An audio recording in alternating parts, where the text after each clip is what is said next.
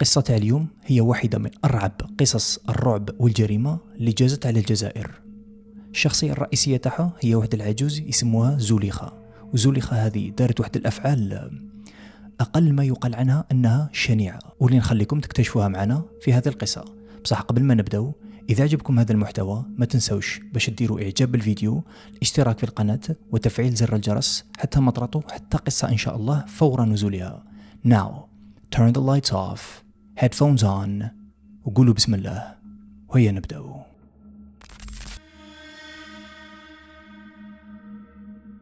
قصتنا لهذه الأمسية تقع أحداثها في إحدى ولايات الجنوب الجزائري، وين كانت الحياة تمشي عادي، اللي يقرأ واللي يخدم، والحياة كانت تمشي بشكل عادي جدا كما قلت لكم، حتى تجي واحدة الفترة وين بدأت تنتشر بزاف أخبار اللي تقول باللي الناس راهم يطيحوا فجأة ويمرضوا. كانت تجيهم الفشلة وتاخر قواهم فجأة. مع الأول كاين ناس كانوا حاسبينه باللي هذا زعما مرض عادي جدا ويعني حاجة وتفوت عادي، بصح كاين بعض الناس الآخرين اللي راحوا للطبيب يعني باش يشوفوا وش بيهم، وتم تشخيصهم بمرض السرطان.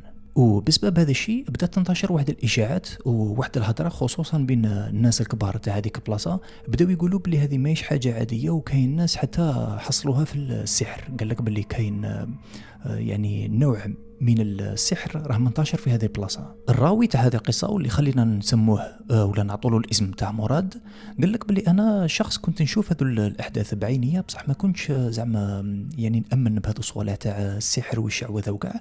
وقال لك بلي انا كانت عندي شغل واحده الشخصيه تاع كنت كي نشوف كاش حاجه كنت نامن بلي اي حاجه تصرى عندها تفسير يعني منطقي وعلمي. حتى جا واحد النهار وصار واحد الحدث اللي خلاني صح نشك ونبدا نامن بهذو الصوالح، واللي هو الموت تاع خالي هذا كان شخص بصحته، شخص نشيط ويخدم في الشمس ويظل زعما خدام وما يصرى له والو، حتى فجأة هكذا مرض بزاف وطاح. مرض بزاف، راح عند طبيب وتم تشخيصه بمرض السرطان، وبعد فترة قصيرة توفى ربي يرحمه. بعد ما تفنى خالي ربي يرحمه، وفي أيام العزاء هذوك كنت فايت هكذا حتى شفت واحد المجموعة تاع النساء قاعدين في الكوان هكذا ويهضروا فيما بيناتهم، ما يهضروا شغل بالعقل، خايفين كاش واحد يسمعهم. وبداو سمعتهم باللي كانوا يقولوا باللي هذه الحاجة ما صارتش غير الخالي، وإنما هذه الحاجة راهي شائعة بزاف في هذه المدينة اللي رانا ساكنين فيها. وبعد فترة بديت نربط في الأحداث، لأنه هذه الحاجة عودت صارت لواحد جارنا وصارت ثاني لصاحب بابا، نفس الأمر بالضبط، يعني مرضوا بسرعة كبيرة وتم تشخيصهم بمرض السرطان، وبعد فترة قصيرة ماتوا بنفس الطريقة. هنايا بديت صح نشك باللي راهي كاينة حاجة غير طبيعية راهي تصرى، وأكثر من مجرد مرض. تمر الأيام ويجي واحد النهار وين كنت قاعد أنايا وصحابي في القهوة نهضروا على الخدمة والقراية، حتى يدخل واحد القهوة فجأة، وكي شفناه يبان باللي وجهه راه صفر وراه عيان وشغل خايف. وكي سقسيناه قلنا باللي كاين حالة اختفاء تاع طفل صرات، كان قاعد في المدرسة في وضح النهار، قال لك تم اختطافه وما كاش اللي شافوه، ما كان يشهد ما كان يسمع. القضية هذه دارت حالة في المدينة والناس قاعوا ولا تهضر عليها. بعد فترة جمعت أنايا رحت أنايا وصحابي ورحنا جمعنا أهل المدينة وبدينا نحوسوا على هذا الطفل اللي خطفوه، وبمساعدة الشرطة واللي دارت تحقيقات. ثاني قعدنا غير نحوس عليه لفترة طويلة، بصح ما لقيناش، وكأن الأرض بلعته. بسبب هذا الشيء زادت الهضرة على هذه القضية، والناس انقسموا إلى نصفين، نص يقول لك باللي هذه قضية اختطاف عادية، والنصف الآخر يقول لك لا هذه ما هيش قضية اختطاف عادية، وإنما قضية متعلقة بالسحر. تفوت الأيام حتى يلحق واحد النهار وين كنت خارج من خدمتي ورايح للدار، وكان طاح الليل. فت على واحد الزنقة، وهذيك الزنقة كانت مقابلتها واحد المقبرة، وثم وين شفتها واحد العجوزة قاعدة في وسط المقبرة، جسد تاعها ما يتحركش، لابسة واحد الجلابة غامقة وتتبع فيا غير بعينيها. كيفت من هذيك البلاصة كنت نشم في واحد الريحة غريبة، شغل رائحة الرطوبة مخلطة بواحد الحاجة فاسدة. المهم كنت فايت هكذا حتى جاء واحد أحد من الجيران كان فايت من ثم، ما لا شافني، جاء سلم عليا وقال لي كي راك مليح لاباس غاية الحمد لله. ومن بعد ثم سقسيته وقلت له شكون هذيك، قال لي بلي هذيك العجوز اسمها زوليخة، وقال لي بلي هذه عجوزة تشتغل في تغسيل الموتى، بصح الناس يقولوا عليها حوايج ماشي مليح كامل. راح هذاك السيد وخلاني وانايا رجعت للدار. بصح الاسم تاع زليخه ما بغاش يفارق بالي، وكانه كاين حاجه راهي تشد فيا وتحثني باش نزيد نكتشف اكثر تفاصيل على هذه العجوزه الغامضه شكون. المهم بعد ايام كنت ندور هكذا حتى سمعت في المدينه باللي كاين ناس راهم يهضروا ويقول لك باللي كاين حاله اختطاف لشخص او لطفل اخر جديده. وهنايا وكي زدت سمعت باللي الناس راهم يهضروا على حاله الاختطاف الجديده هذه، ما نكذبش عليكم زادت وسويس تاعي اكثر، وبديت شغل صح نشك باللي هادو ماهيش حالة اختطاف عادية، وإنما صح حالات مرتبطة بالسحر، خصوصا كي شفت هذيك العجوزة زليخة تخزر فيا بهذيك الطريقة وتبتسم، وهنا عرفت باللي كاين يعني خيوط لازم نربطها ببعضها. حالة الاختطاف الجديدة هذه كانت شبيهة وبشكل غريب لآخر حالة اختطاف في نفس الوقت قدام المدرسة وفي وضح النهار. بصح في حالة الاختطاف هذو ديما كنت نسمع واحدة الهضرة مثيرة للريبة وشبيهة شوية، وهو أنه كاين شهود العيان ما كانوش زعما يشوفوا السيد اللي اختطف الطفل، بصح كانوا يشوفوا واحد المنظر غريب، واحد العجوزة المنظر تاعها شويه غريب ولابسه واحد الجلابه غامقه، وكاين اللي يشوفها قريبه من المدرسه وكاين اللي يشوفها بعيده. كي سمعت الناس يهضروا هكذا الاسم تاع زليخه عاود مباشره تردد في بالي. هنايا قررت باش نعاود نرجع لهذاك السيد اللي يسكن قدام المقبره ولا مقابل المقبره واللي تلاقيت به لاول مره. كان قاعد في البالكون تاعو وكي شافني عرفني مباشره باللي راني جاي ليه باش نزيد نسقسيه اكثر على زليخه شكون هذه. وكيما كان الحل لحقت ليه، وهنايا زدت قلت له خبرني اكثر على هذه زليخه شكون هي. هنايا مع الاول ما بغاش يهضر، بصح كي شافني باللي زدت ضغطت عليه اكثر وراني صح يعني انترستد وراني صح انتريسي بهذا السوجي، هنايا قال لي تنهد، ومن بعد قال لي شوف، قال لي هذه قصة قديمة بزاف ويدولوها يعني الكبار تاع هذه المدينة. قال لي زليخة هذه معروف عليها بالعجوزة كانت تغسل الموتى منذ زمن طويل، ومعروف عليها أيضا باللي هي عجوزة ساكتة وما تهضر مع حتى واحد. بصح الحاجة الغريبة بزاف اللي كانت بخصوصها هو أنه كانت تقعد بزاف وقت طويل بعد ما تنتهي من تغسيل الموتى، وقال لك باللي الماء اللي كانت تغسل به الموتى ما كانوش يلقاوه. هنايا زاد سقسيتو قلت له زعما كيفاش ما يلقاوهش، هذه حاجة غريبة. قال لي باللي هذاك الماء كانوا يقولوا باللي كانت تخبيه وتديه معها. هنايا شغل ضحكت شويه وقلت له زعما، قلت له ما كاش منها، قلت له زعما اش باغي يدير به هي علاه تروح تديه. اما قال لي اني نحكي لك واش الناس برك راهم يقولوا. رجعت للدار، بصح الاسئله اللي خلاني بهم هذاك السيد اكثر من الاجوبه اللي عطاهمني. بديت غير نتساءل ونحاول نربط في الخيوط حتى جاني نعس ورقدت. وهنايا صارت لي اول حاجه غريبه في القصه تاعنا.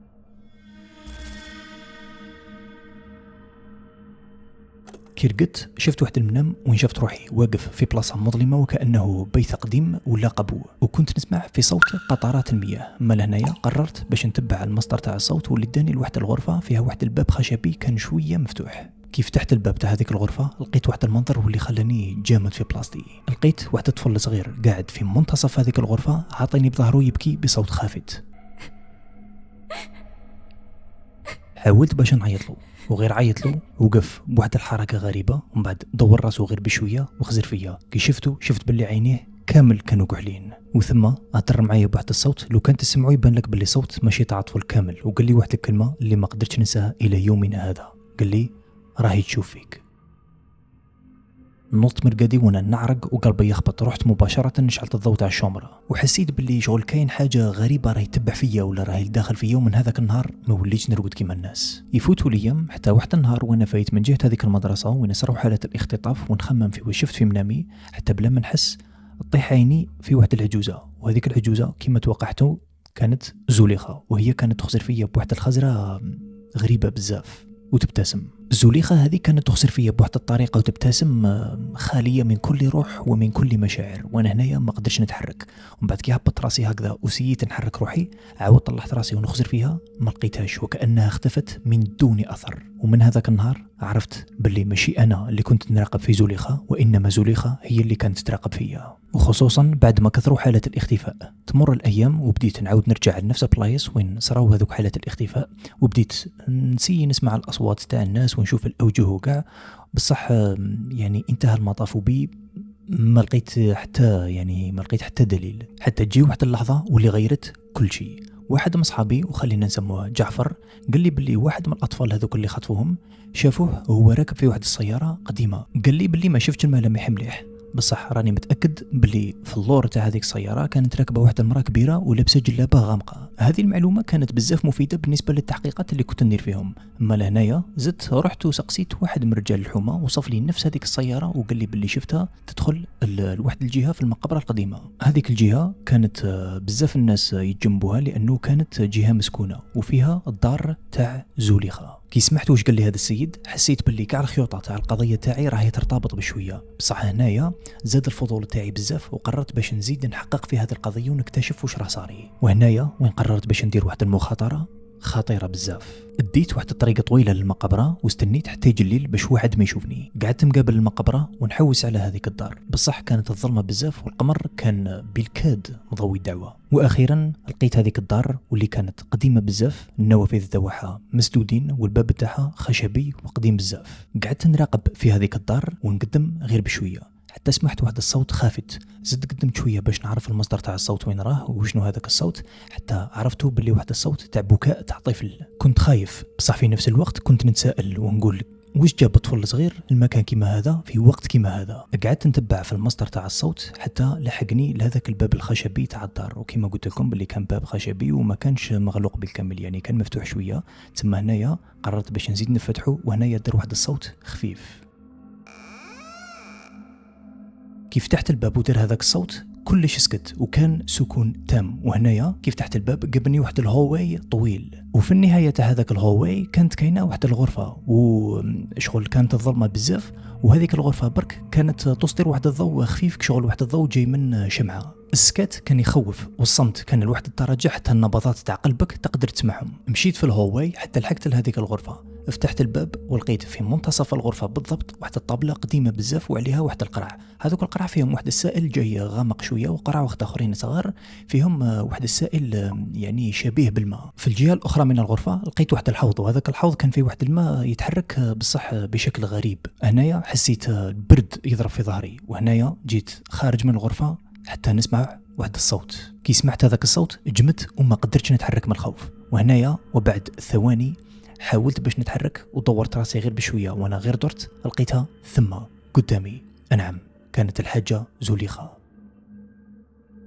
زوليخه كانت قريبه مني بزاف وكما قلت لكم كانت عندها واحد الابتسامه خاليه من الروح. وهنايا هضرت معايا بصح بصوت بارد وخالي من المشاعر. قالت لي راك طولت عليا كنت نستنى فيك. في هذيك اللحظه وبلا ما نزيد عليكم حسيت باللي الزمن توقف حرفيا. ورغم انه الفتره اللي كانت تخزر فيها زوليخه فيها كانت يعني مده ثواني فقط، مي هذوك الثواني حسيتهم كانهم فاتوا عليا ساعات او ربما حتى ايام. هنايا زوليخه مدت لي يدها وحطتها لي على كتفي وحسيت باللي يدها شغل كانت بارده لواحد الدرجه شغل تحسها باللي يد تاع جثه هامده. وهنايا قالت لي كنت نراقب فيك هذا شحال وكنت عارف باللي تجي نهار وتجي ليا بكرهيك. وهنايا صح تأكدت باللي زوليخه كانت صح تراقب فيا وربما كانت هذه حتى الخطه تاعها بس باش تستدرجني لهنا لهذه البلاصه. استجمعت كاش عندي من قوه ووخرت يدها عليا. وهنايا رجعت شويه للور وسقسيتها قلت لها وين راه الطفل.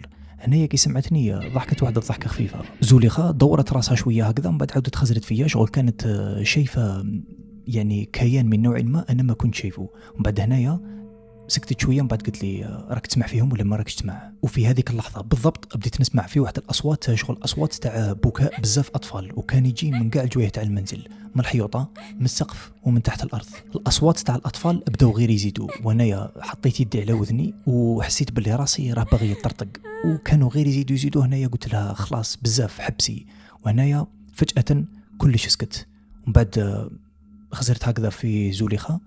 وهنايا قلت لي واحد العباره اللي ما نقدرش ننساها. قلت لي دوك نورمالمون راك فهمت.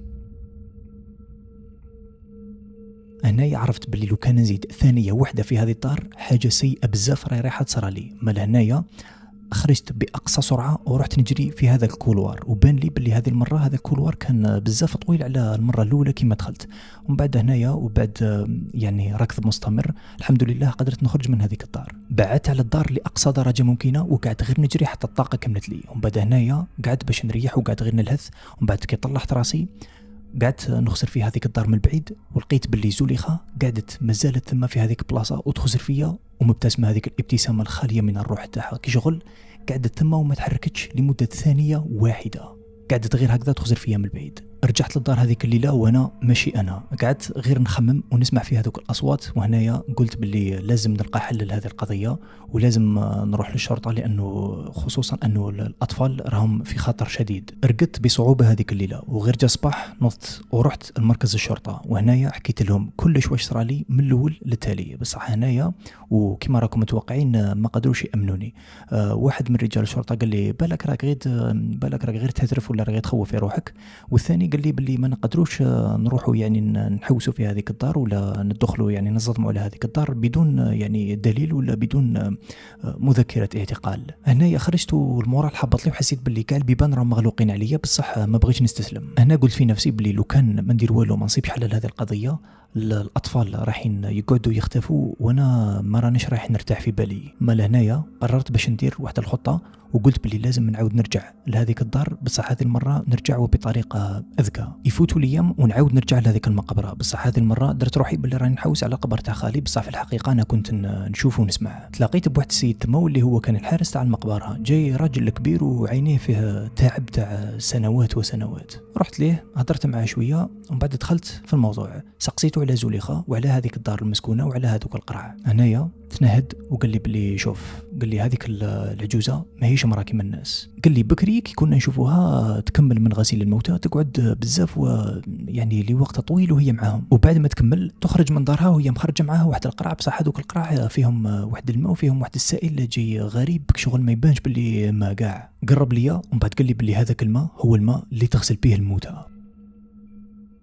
خرجت هذاك النهار من المقبره وانا راسي يغلي والاسئله تزيد وتزيد في بالي اكثر واكثر، وهنايا قلت باللي لازم نلقى دليل. المهم تفوت الايام ومن بعد قررت باللي لازم نعاود نرجع للمنزل هذاك تاع زليخه، بصح قلت هذه المره لازم ما ندخلش من الباب الامامي ولازم نروح ونشوف كاش مدخل واحد اخر. المهم ضربت دوره طويله كاع حول المقبره، ومن بعد لقيت واحد الجهه جايه شغل مسكونه اكثر من يعني من الجهه الاماميه، وكاين واحد السور هكذا مشقوق، وكاين شغل واحد الدخله يعني خلفيه لهذيك الدار. لقيت واحد الشق صغير، وهذاك الشق صدفه كان يطلع على الغرفه اللي كنت فيها، وهي الغرفه اللي فيها هذاك الطابله وهذاك الحوض، يعني الغرفه اللي كنت فيها مقبل تاع في المنزل تاع زليخه. طليت من هذاك الشق ولقيت باللي زليخه كانت تما، بصح هذه المره ما كانتش وحدها. زليخه هذه المره كان معاها واحد الطفل صغير مكسل، بصح كي شفتو ما عرفتوش إله راه حي ولا راه ميت. زليخه لقيتها باللي راهي واقفه على هذاك الطفل، في يدها اليمنى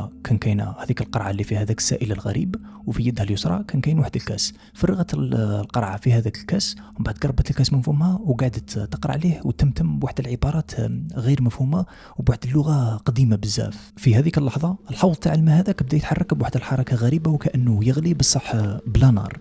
ومن بعد ثاني في هذيك اللحظه هذاك الطفل ناض بواحد الحركه غريبه، وشغل كي تشوف باللي عينيه شغل كحلين كاع وما فيهمش كاع البياض. درت يدي على فمي ومن كثره الخوف عاودت رجعت خطوه للوراء، وكي رجعت ضربت واحد الحجره وهذيك الحجره دارت صوت. هنايا زليخه خزرت فيا شغل هكذا دورت راسها بالخف، وهنايا عرفتها باللي فاقت لي باللي كنت تما. ومن بعد هنايا في هذيك اللحظه سمعت واحد الصوت، بصح هذاك الصوت ما كانش جاي من داخل الدار وانما كان الصوت في وذني مباشره. قلت لك ما تجيش وحدك. جريت بأقصى سرعة وخرجت من هذيك المقبرة وبعدت لأقصى درجة ممكنة. وهنايا من كثرة التعب طحت على ركبية وقعدت نخمم مع روحي ونقول باللي هذا ماهوش ما عادي بكل تأكيد، وهذا السحر اللي راه يدير فيه سيرمون ماهوش سحر عادي. وهنايا قلت باللي لازم ندير حاجة، لازم نروح للشرطة ولا لازم نعاود ندخل لهذيك الدار ونجيب الدليل اللي نقدر نديه للشرطه. كنت عارف بلي هذه الخطه اللي راني راح نديرها تعتبر مغامره جد خطيره وقادره تكلفني حياتي، بصح لازم عليا نديرها. استنيت يامات حتى جا اليوم الموعود، واستنيت حتى جا الليل، ورحت من نفس الطريق ودخلت من نفس الفتحه. الرعب اللي كان فيا ما نقدرش نوصفه لكم، بصح حاولت نحافظ على تركيزي لاقصى درجه ممكنه.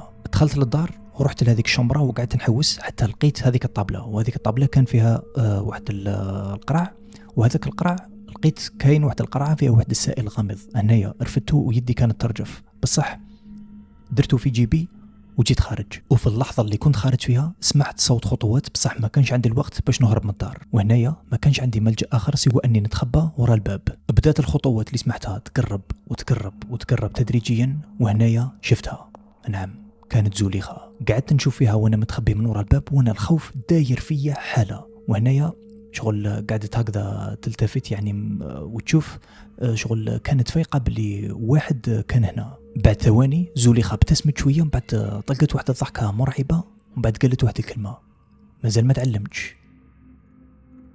دارت وخرجت من دارها، وانا حتى تأكدت 100% باللي خرجت من دارها باش خرجت وسلكت. والحمد لله في اليوم التالي رحت للشرطة، وهذه الخطرة ما رحتش باش نهضر، غير لحقت المركز تاع الشرطة، حطيت لهم القرعة اللي كانت في جيبي وقلت لهم ها هو الدليل اللي لقيته في دارها. رجال الشرطة قاعدوا يشوفوا فيا بواحد المنظر غريب وكأني هبلتهم. بعد هنايا قعدوا يخزروا في هذيك القرعة ويتناقشوا فيما بيناتهم. بعد قالوا لي خلاص خلينا هذه القرعة، خلينا هذا السائل هنا باش نعطوه للفرق المختصة يديروا له تحليل في المختبر. وبعد بضع ساعات من نفس النهار سمعت باللي الناس راهم يداولوا خبر اختطاف طفل جديد. الشرطة داروا تحليل لهذاك السائل، والنتائج الأولية خرجوا وقالوا باللي هذا السائل شغل ماهوش سائل عادي وما فيش معادن، وإنما هو فيه مواد عضوية مخلطة بواحد المادة شغل غير معروفة المصدر. في أمسية هذاك اليوم الشرطة قرروا باش يداهموا المنزل تاع زوليخة، وانا في راسي كان تساؤل واحد، واش راح يلقاو؟ دخلت مع رجال الشرطة للمنزل، وهنا وريت لهم كاع وين جزت. قعدوا يفتشوا في المنزل، وهنايا لحقوا لواحد الثلاجة كانت قديمة، وكي حلوها لقاو واحد الريحة اللي خانقت كل واحد فينا. كي فتحوا رجال الشرطة الثلاجة، واحد فيهم ما كانش مستعد لواش صابوه. كي فتحوا الثلاجة لقاو أعضاء بشرية، وبين من الحجم تاعها باللي تبان تعود لطفل صغير، بعضها ملفوف بأكياس وبعضها محفوظ بطريقة غريبة ومرعبة. تخيلوا معايا المنظر تاع الرعب اللي كان في هذاك المنزل. وحنايا جامدين فجأة نسمعوا أصوات تاع خطوات، وهنايا عرفنا باللي هذه الخطوات هما الخطوات تاع زوليخة. وهنايا زوليخة شفناها وهي واقفة عند الباب وتخزر فينا بواحد الطريقة مرعبة وخالية من أي مشاعر، وكأنه كانت تقولنا باللي دخلتوا لهذه الدار بدون إذن. وفي هذيك اللحظة كي رجال الشرطة قاع بدينا نسمعوا في هذوك الأصوات تاع الأطفال اللي كنت نسمع فيهم فيما سبق اللي كانوا يبكوا. هنايا بعض من رجال الشرطة اللي كانوا في مسرح الجريمة اعتقلوا زوليخة، بصح في اللحظة اللي اعتقلوها شغل كانت تضحك وتخسر فيهم بواحد الطريقة شغل مرعبة بزاف، وكأنه ما كانتش كاع في هذا العالم. وهنايا في هذيك اللحظة عرفت باللي زوليخة واحدة من أخطر مشعوذات وساحرات الجزائر، وكنا عارفين باللي هذوك الأطفال قاع اللي هي اللي خطفتهم وكانت تعملهم لأغراض الله وحده يعلم بها. الدار هذه كان فيها واحد الطابق علوي، وهذاك الطابق على حساب الإفادات تاع رجال الشرطة كان معمر بواحد الرموز وواحد العبارات غير مفهومة إطلاقا. وكانت كاينة واحد الغرفة، كي حلوا هذيك الغرفة لقاو واحد المنظر اللي واحد فينا ما ينساهش. كي فتحوا الباب لقاو غرفة معمرة بالجثث تاع الأطفال، وفي هذيك اللحظة عرفنا باللي هذوك الجثث تعود لكاع الأطفال اللي كنا سامعين بهم واللي سرقوهم في الأيام السابقة. بعد أيام على مرور هذيك الحادثة الحمد لله ما عاودناش كاع سمعنا خبر اختطاف الأطفال، والأمور عادت لنصابها كما نقولوا، وداروا المحاكمة تاع زوليخة. يعني بالنسبة للحكم الإعدام فكما نعرفوا ما يطبقش حكم الإعدام في الجزائر للأسف، بصح حكموا على زوليخة بالسجن المؤبد. وكاين اللي يقول لك لحد الآن ما زالت مسجونة وما زالت حية، وكاين اللي يقول لك توفات. وهذه كانت القصة تاع زوليخة، واحدة من أخطر إن لم تكن أخطر مشعوذات الجزائر. ثم إن شاء الله تكونوا استمتعتوا بها. وإذا راكم باغيين هذا النوع من القصص ما تنسوش باش تدعموا هذا الفيديو بإعجاب، الاشتراك في القناة وتفعيل زر الجرس حتى تتوصلوا يعني بأحدث الفيديوهات فور ما يتم رفعها إن شاء الله. وإذا راكم مهتمين بقصص الجن تقدروا تشوفوا الجزء الأول من هذه السلسلة واللي راح يظهر لكم في مكان ما من هذه الشاشة. تهلاو في روحكم and stay sharp.